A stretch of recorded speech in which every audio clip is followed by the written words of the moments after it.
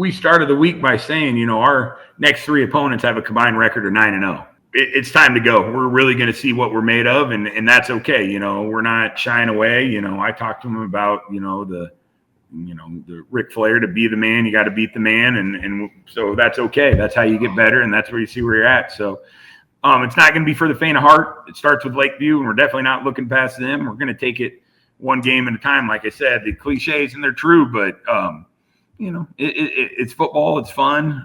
That's how you get better and see where you're at. But the next three games are going to tell a lot about the season, and we're going to give it our best shot. But these three games are why you condition and lift and do all the stuff in the off season, because you got to stay healthy and you got to take on the blocks and the tackles and the pounding and come back and ready to go. And so we've been trying to practice smart and keep them fresh during the week so we can get to Friday and be ready to go.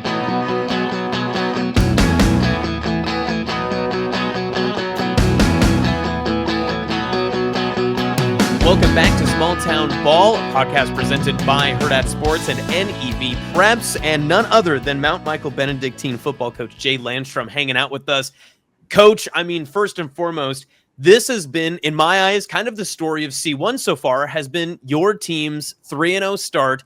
Just take me through the beginning stretch of this season, and have you caught yourself by surprise yet, or has it truthfully been everything as you assumed it to be, and everyone else is just surprised as to where Mount Michael's been so far?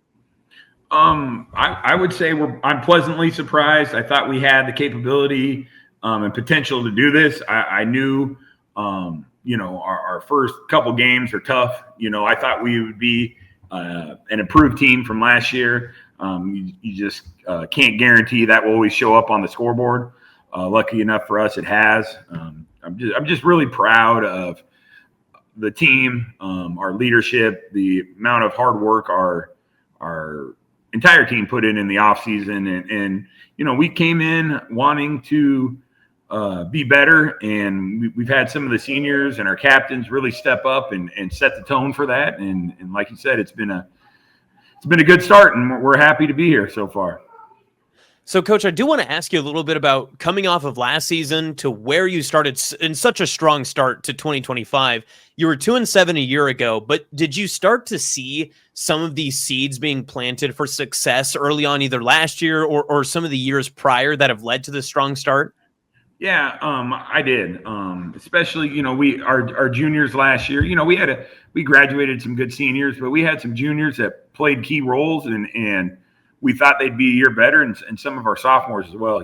It starts with our quarterback, Will Schieber. He started as a sophomore last year. And, when you start for the first year as a sophomore, you can take some lumps, but you hope those lumps turn into learning experiences, and they definitely have had. He's been really good so far this year running our offense, really just taking what the defense gives him, not trying to force the ball. He's really taking ownership of the offense and the huddle, finding open guys. And then, we have two really good backs to get the ball to, Brady Quinlivan and Jed Ramold. Those guys played a ton for us last year. They run tough. They're both good at catching the ball out of the backfield. And then our entire offensive line, has really done some good things. And a lot of them played last year as well, So, guys like Tennyson Kelsey on the left side, Xavier Zimmerman on the left side.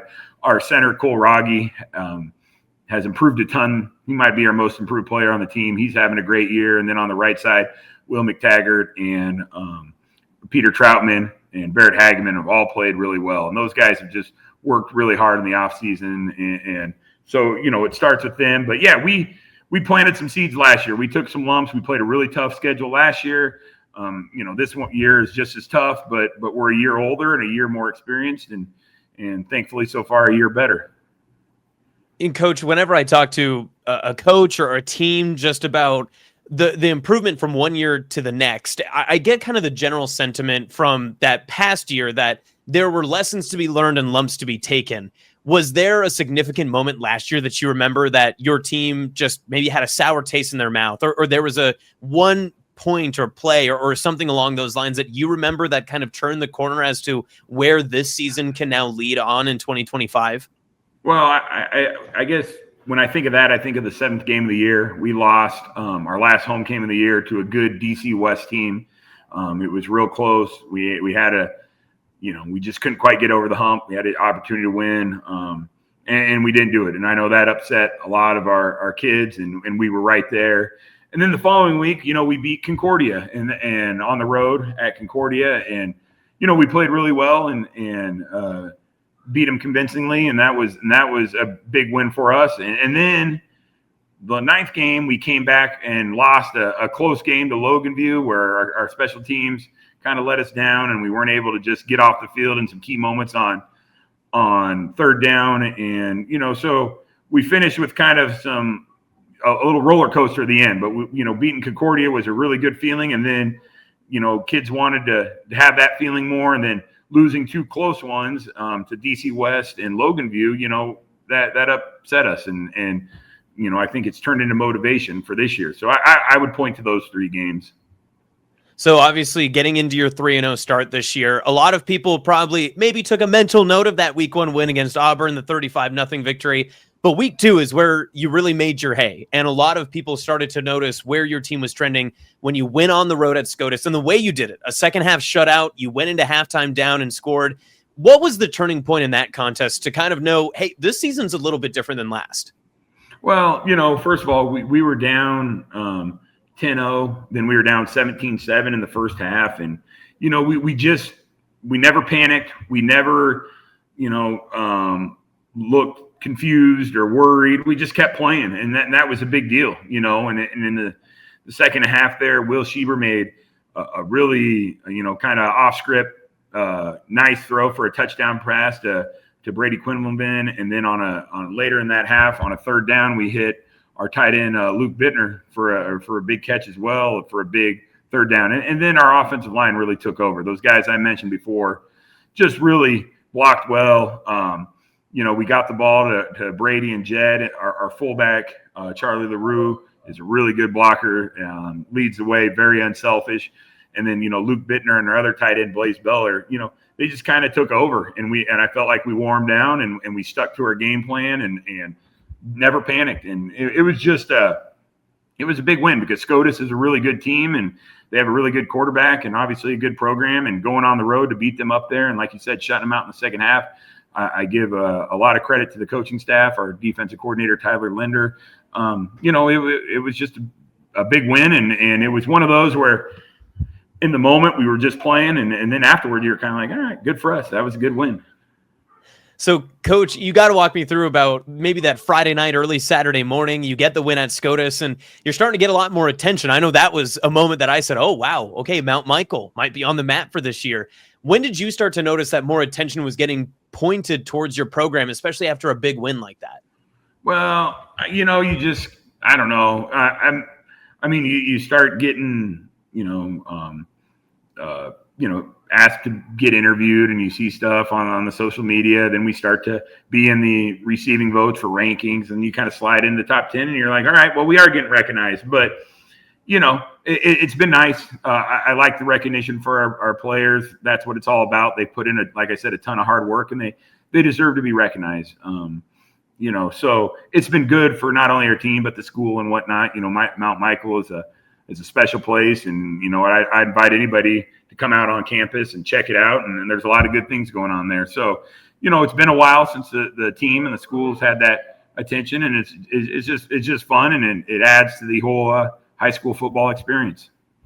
So you talk a little bit about the attention, you get a little bit more notoriety, whether you want it or not. Your team's probably seeing some of that. You have to be very happy with the response that your guys had then going into week 3. And obviously you beat a team that Skylar isn't going to be probably in any top 10 conversations this season, but it's still a good response by your team that, yeah, you're getting attention and you respond, at least in the box score wise. What was that week of practice like, though? Did you feel that your team still had that competitive fight despite getting more notoriety? Yeah, definitely. We have a very competitive, mature group. I think we're a very humble group. I don't think we're very overconfident or cocky, anything like that. I mean, we were businesslike, and we knew we were going to have to practice well to get better. When you're only going into week 3, that you definitely don't want to be playing your best football. Then you still want to be getting better. And we had a very business-like approach, and I commend our kids for that because, you don't want to take anybody for granted. And we ended up beating Schuyler, and that was great. And I was also commend them for not looking ahead to Lakeview. And then, we got Fort Calhoun, and then we got Wahoo. So we don't have time to look ahead. We got to keep getting better and taking, the old cliche, taking it 1 week at a time. But that's really what it's about. Coach, you mentioned obviously 3-0 start. Your next 3 games are going to be very tough, and we'll get to that Lakeview contest, I'm sure, here in just a little bit. But I'm just curious about how your team has gotten better week after week after week in this early stretch. What have you liked so much from your team and their improvement from where they were in the preseason to where they are now at 3-0? Well, I think it, starts with their quarterback and being able to make plays in the passing game. And there's always going to be time, we're a run-heavy team and we want to run the ball first. But at some point, you got to be able to complete a pass on third down to keep the chains moving or complete some sort of play-action pass to keep the defense honest. And Will's done that. And we got a good set of wide receivers, Nate Olahoff has made a couple good catches on third down. And Ben Alessandro is always, he's one of our energy guys that is always blocking and working hard. Leo Sheridan's another sophomore contributing, and we got Jack Burke back. So we got some good receivers that have gotten open and helped Will, and our line's doing a good job of protecting. And so we've definitely improved in the pass game from last year. And I just say over the summer, we worked hard on conditioning. We worked hard in the weight room, and that's paid off. Especially the first 3 weeks, we were the more physical team each of the first 3 weeks, and that comes from the summer and being able to move people and making creases for our backs is what gets us going. So those are big things. And then defensively, we've done a good job of not giving up the big plays. We've forced I don't know how many turnovers now, but quite a few turnovers and I think we're doing a great job of tackling, running to the football. But last year there was a couple games where we were close, but we maybe missed an assignment or blew a coverage, and that led to a big play or a touchdown. And we haven't done that this year. So credit to our coaches and our players for getting us into the right spot and keeping the ball in front of us, so we can make teams go the length of field for multiple plays. Yeah, Coach, you mentioned a little bit about those turnovers, and I know you're, looking at the stats one way. I can see it right here. You're +7 in turnover margin. That has to feel pretty good for the fact that, especially with your quarterback not having thrown an interception, he did have a fumble earlier in the year, but that's one that you can get back later. That has to feel good, especially after 3 weeks. You're protecting the football, and that gives you the best chance to win as long as the other team isn't taking those opportunities. That's right. And, Will is, I think, thrown 3 incompletions all year or whatnot, and he hasn't thrown an interception, and we need to keep having him play like that because that keeps defense honest, like I said earlier, and we're going to try to run the ball, but like I said, plays have to be made in the passing game, and so we're doing it, and our backs are hanging on to the football as well. So that's how you close teams out. You can't give teams short fields, and you can't turn the ball over. That's, as that's a recipe for disaster. Coach, what have you been so impressed about with your defense? I feel like maybe just in this interview so far, and overall, everyone wants to give some credit to the offense. Will's obviously been playing well. You're such a balanced team, but your defense has made a lot of big plays. And like we mentioned in that SCOTUS game, a second half shutout is very difficult to do, especially on the road. Yeah. When it comes down to it, we've given up points in 1 of 6 halves so far this year, right? So, it definitely starts with our defense. And like I said, our defensive coordinator, Tyler Linder, is doing a tremendous job. He's new, first year here, and installed his defense, and the kids have really bought into it. His defense allows the kids to understand what's going on and play fast and play physical, and that's what they're doing.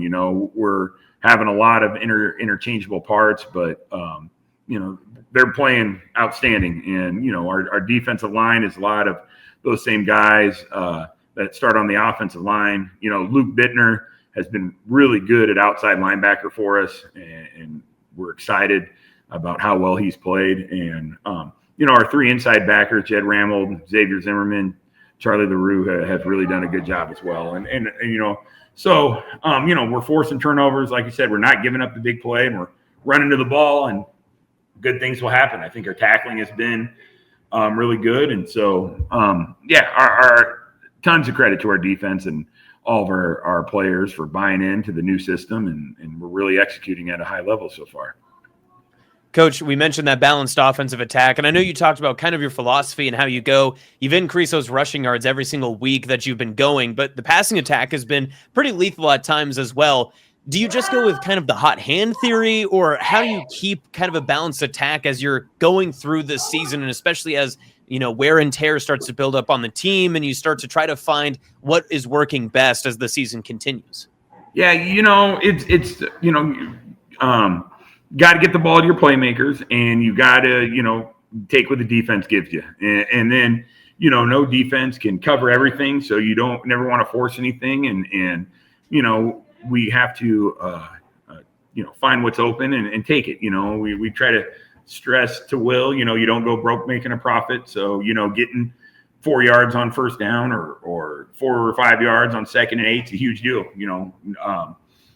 We try to really limit our negative plays. And so far also this year, we've done a good job of not keep limiting the penalties. We haven't had a costly block in the back or a holding penalty. And so those are all important. We don't want to get behind the chains. We don't want 2nd and long and 3rd and long. We want to move forward and make teams, stop us. And we've put some really nice drives together, where we've gone the length of the field and we've controlled the clock. And so that's been good. But we got plenty of guys to spread the ball around too. And it's about, finding what the defense gives us and then giving them a chance to make those plays. Coach, a 3-0 start is pretty good, but it's nothing to sneeze at when you look at your next 3 games. And it starts with a road test at Lakeview, go back home to Fort Calhoun, and then you're at Wahoo, who's the defending state champion of a couple years. When you start with that kind of stretch and you start with kind of this new third of the season, is there a different mindset, a different tone, a different message that you have to send to the guys, or does it stay consistent from where you've been? Well, we started the week by saying, our next 3 opponents have a combined record of 9-0. So it's time to go. We're really going to see what we're made of, and that's okay. We're not shying away. I talked to him about, the Ric Flair, to be the man, you got to beat the man. And so that's okay. That's how you get better. And that's where you see where you're at. So it's not going to be for the faint of heart. It starts with Lakeview, and we're definitely not looking past them. We're going to take it one game at a time. Like I said, the cliches, and they're true, but it's football. It's fun.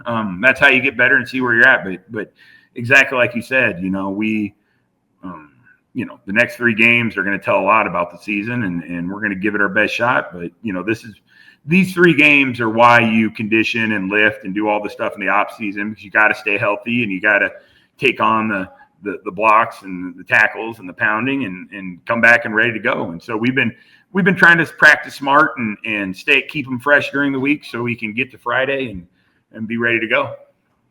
And Coach, like you mentioned, obviously that's a 9-0 run that you've got coming up, but you're also 3-0 in your own right. I'm sure a lot of teams are saying the same thing about you.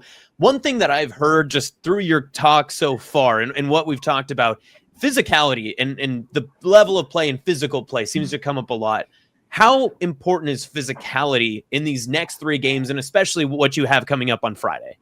Yeah, we want to be the most physical team, and that's how we prepare, and that's what we preach, and that's what we talk about. Now, the next 3 games, that's going to be a lot easier said than done. But, we're going to give it our best shot, and that's how we prepare to play. We got 2 really good line coaches, Corey Byer, Chad Kelsey's helping us. He brings back the old 90s black shirt mentality, and then that's good, getting those guys fired up. And so, we want to be the tough physical team, and that's the attitude we take into each week, regardless of who we're playing.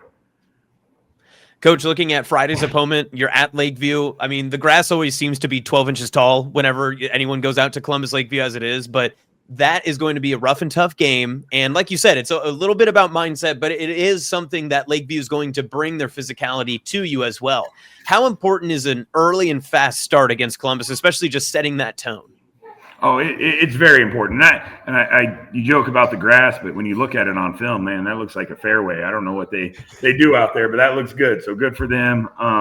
But yeah, Lakeview is always really good. They're one of the premier programs in C1 and in the state, and Coach Frenzen does a great job with them. And we know it's going to be a battle, and it's going to be a 4-quarter game, and they're just really good all the way around. And they had a lot of the same kids back from last year, so they're a very experienced team. And they're going to practice hard all week and come ready for us. So we look forward to the challenge, but it's definitely going to be a tough one.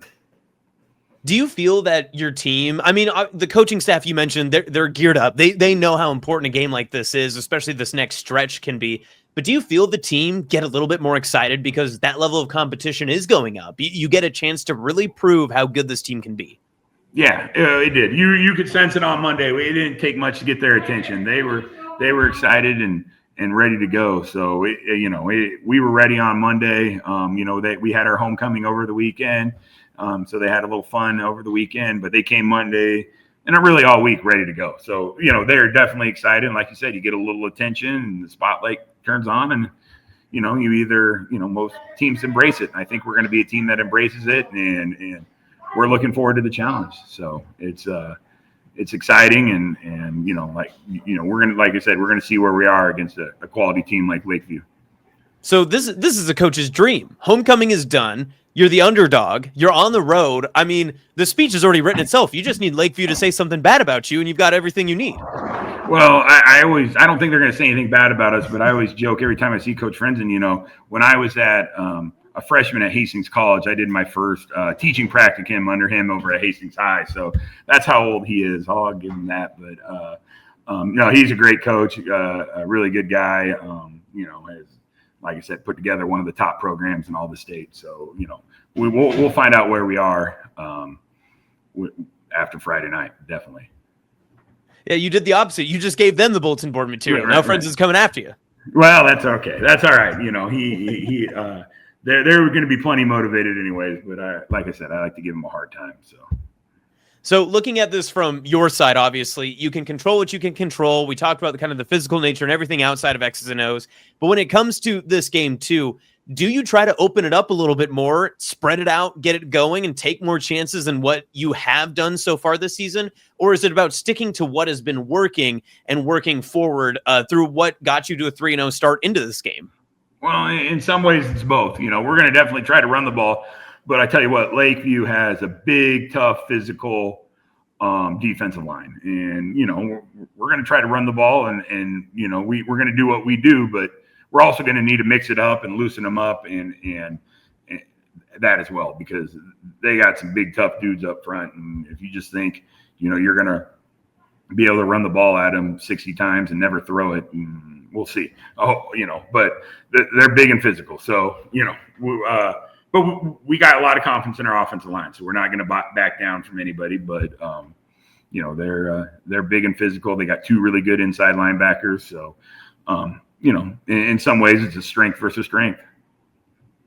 Coach, looking at this contest as well, I mean, I mentioned it's kind of a coach's dream. Another part of it too, I'm sure that you've already seen through a couple of days of practice, is that this next stretch, every game is the next biggest game on your schedule. That has to hyper-focus your team and be able for this moment, be ready for the moment, especially moving off of the past few weeks. You've gotten the notoriety. Now you have the chance to continue to move up either in recognition or just to take a shot at one of those teams that has taken you down.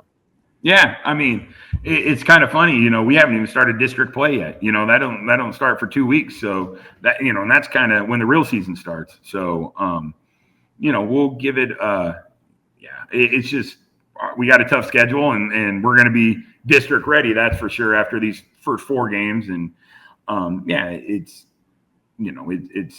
just tough. And, you got to come week to week and, like I said, it's, we can be humbled real quick if we let off the gas and don't come ready to go and don't continue to get better. Coach, we talked a little bit about your start with the 35-0. You win last week 69-0. Do you already have kind of that message talked about in practices, or do you have it already in your head? Because likely against Lakeview, there will be a mistake. Something will go wrong. How do you get your team mentally ready after a really good string of success in your first 3 games to get ready for what could be a much closer battle and one that could go down to the wire? Yeah, no, you're right. And we talked to him this week about probably the team that makes the fewer mistakes is going to win the game. And we're not always going to play perfect, but we got to play better and play better longer. And we could definitely, like you said, make some mistakes, but we want to limit those. And then, when you do make a mistake, it's that next play mentality. Get back at it and try to make up for it. So.